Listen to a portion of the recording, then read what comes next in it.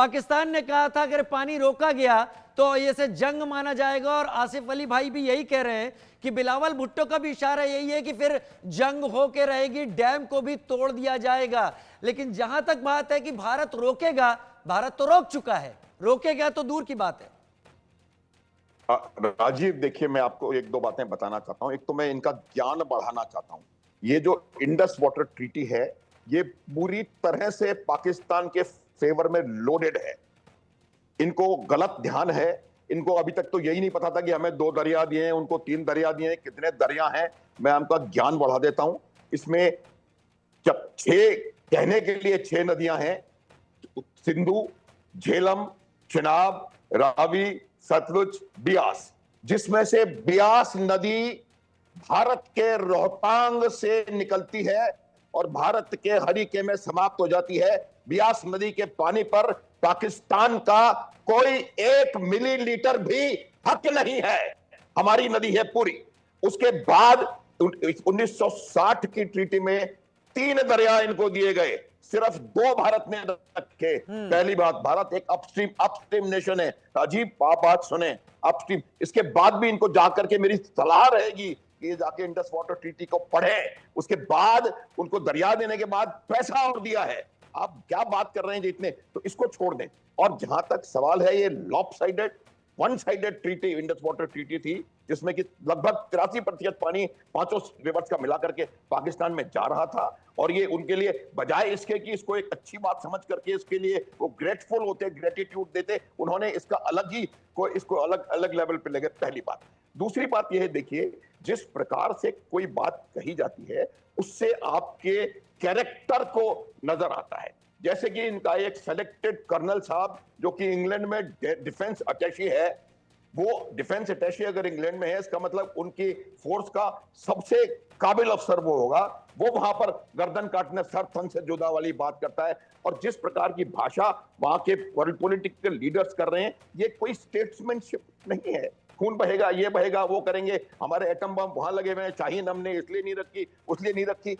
ये तमाम बातें मैं थोड़ी देर पहले भी राजीव आपको बता रहा था। उसकी वजह ये है कि ये सारा ये बहुत जबरदस्त डिसप्रपोर्शनेट रिएक्शन है, और ये उनके जो आतंकवादी कैरेक्टर है उसको डिस्प्ले करता है। यही बात किसी और तरीके से भी कही जा सकती थी, उनका ये बहेगा, मेरा वो बहेगा।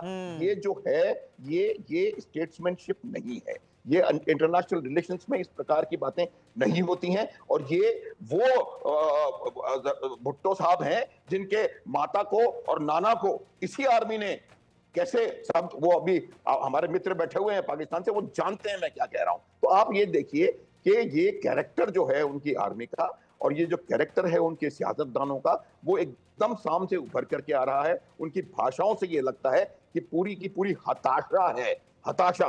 क्योंकि मैं फिर इस बात को दोहरा रहा हूं कि भुट्टो ने यूनाइटेड नेशन में जाके कहा था, जब वो वहां के राष्ट्रपति थे, हेड ऑफ द नेशन थे, कि we'll bleed India by 1000 cuts. कोई दुनिया का दूसरा देश नहीं है राजीव जिसकी की पॉलिसी, स्टेटेड पॉलिसी आतंकवाद के ऊपर आधारित है, सिवाय पाकिस्तान के। इनके तमाम लोगों ने एक्सेप्ट किया है कि हमारे 30 साल से हम आतंकवादियों को पाल रहे हैं। इनके प्राइम मिनिस्टर जब थे इमरान खान, उन्होंने जाकर के अमेरिका में बोला है कि हम 45 टेररिस्ट कैंप चला रहे हैं। तो ये तमाम बातें, ये माने या न माने, इनकी बात अलग है। वही कैरेक्टर है इनका भी, वही कैरेक्टर है कि आपको इससे नुकसान। ठीक है, मैं बड़ी खबर का रुख कर लेता हूं। इस वक्त आ रही बड़ी खबर का, पहलगाम हमले की जांच में पाकिस्तान का पेच यहां पर आप देखिए। जांच में रूस और चीन को शामिल करना चाहता है पाकिस्तान। रूसी न्यूज एजेंसी ने, पाकिस्तान रक्षा मंत्री ने रूस की न्यूज एजेंसी से कहा कि रूस पॉजिटिव रोल निभा सकता है, चीन और वेस्टर्न देश भी इसमें अहम रोल निभा सकते हैं। पीएम नरेंद्र मोदी झूठ बोल रहे हैं या सच? रक्षा मंत्री आसिफ ख्वाजा, वो ये अजीब सा हाल है कि वो इंडियन लीडरशिप को इस दायरे में भी डाल रहे हैं कि डाउट में आ जाए, और यहां पर भी कि चाइना आए और रूस आ जाए। चाइना कितना बेहतर है भारत के साथ, ये दुनिया जानती है। अंतर्राष्ट्रीय टीम, इंटरनेशनल टीम इसकी इन्वेस्टिगेशन करे।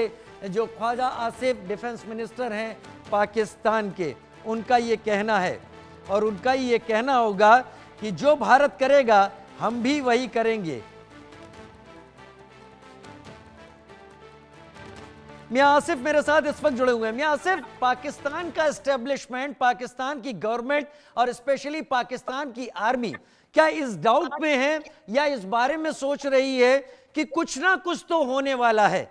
अब कहां होगा, किस फॉर्म में होगा, यह शायद देखना होगा। क्या यह सब कुछ चल रहा है वहां पर डिस्कशन में लोगों के दिमाग में?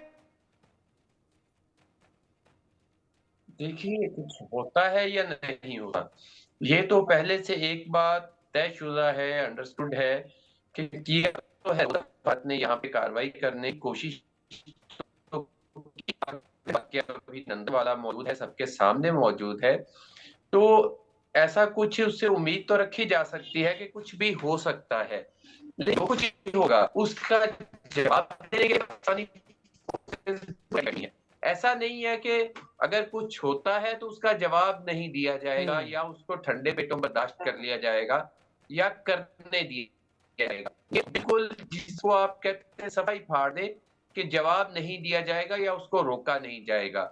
तो दो सूरतों में नहीं करते तो भी, करते हैं तो भी पाकिस्तानी सेना जो है वो बिल्कुल बैठी हुई है, किसी किस्म के एडवेंचर का जवाब नहीं। क्या तलखी पाकिस्तान का एग्रेशन, अब तक हमने देखा है कि 71 का वॉर भी पाकिस्तान ने स्टार्ट किया था, जिसके बाद अगले दिन फिर इंदिरा गांधी ने उसको एज ए वॉर डिक्लेरेशन माना और फिर आगे जवाब देना शुरू किया। क्या इस बार ऐसा हो सकता है कि पाकिस्तान आर्मी वॉर स्टार्ट करे या फिर पाकिस्तान की जो नो फर्स्ट यूज की पॉलिसी नहीं है, क्या न्यूक्लियर वेपन्स को भी पाकिस्तान इस्तेमाल कर सकता है? देखिए राजीव, ये बिल्कुल साधारण सी बात है। स्टार्ट करने की बात है तो पाकिस्तान ने अभी तक ऐसा कुछ किया नहीं है। 71 में भी हमारे ऊपर अटैक हुआ था, हमने जाके कोई अटैक। क्या बात कर रहे हैं आसिफ भाई, यहां मैं आपसे चाहूंगा कि आप ऑन रिकॉर्ड डेट्स को कंफर्म कर लें। मैंने कई बार कई जगह और हिंदुस्तान से बाहर की किताबों को पढ़ के इस बात को जाना है कि पहले आपने पठानकोट एयरबेस के साथ जम्मू कश्मीर और कई एयरबेस को निशाना बनाया था, अगले दिन से एक्सेप्ट किया गया।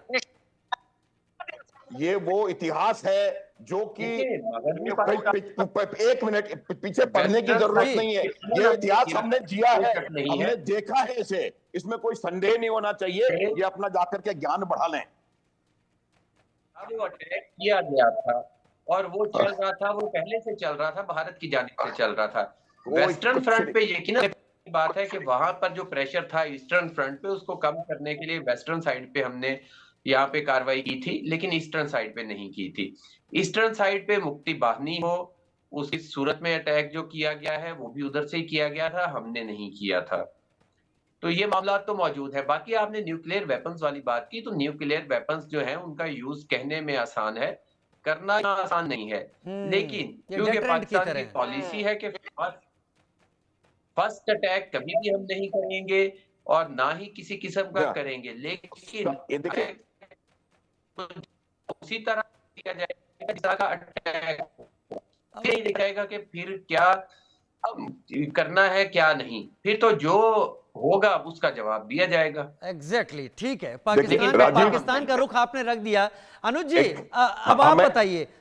हाँ, देखिए, मैं आपको राजीव सिर्फ एक बात बताना चाहता हूं कि भारत के किसी भी लीडर ने, इन एनी केस भारत के जो मिलिट्री लीडर्स हैं, कभी बात बकवास बाहर जाके करते नहीं है। ये बात बिल्कुल निश्चित है। आपने ना तो अनिल चौहान का कोई स्टेटमेंट सुना होगा, ना उपेंद्र द्विवेदी का कोई स्टेटमेंट सुना होगा, क्योंकि उनको अपना काम करना आता है। वो तो दुनिया के तमाम कामों में टांग अड़ाने में विश्वास नहीं रखते हैं, पहली बात। दूसरी बात यह है कि लगातार हर मंत्री कह रहा है कि हमने वो दिवाली में चलाने के लिए थोड़ी रखे हैं, उनका मुंह वहां लगा हुआ है, उनके शाहीन हमने 130 बम लगा के रखे हुए हैं। ये तमाम चीजें बौखलाहट का द्योतक हैं राजीव। ये उनको परेशानी है। इन्होंने जो बनाई थी अपनी पॉलिसी लो इंटेंसिटी कॉन्फ्लिक्ट की, और जो वो ब्लीड इंडिया बाय 1000 कट्स की, वो इसलिए बनाई थी क्योंकि ये कन्विंस्ड है पाकिस्तान कि वो कन्वेंशनली भारत के साथ कहीं नहीं टिकता, इसलिए उन्होंने इसको आतंकवाद को अपनी पॉलिसी बनाया था। और अब सूरत हाल ऐसे पैदा हो गए हैं कि कहीं ना कहीं कन्वेंशनल वॉरफेयर हमें मुंह बाए नजर आ रहा है, इसलिए पाकिस्तान ओवर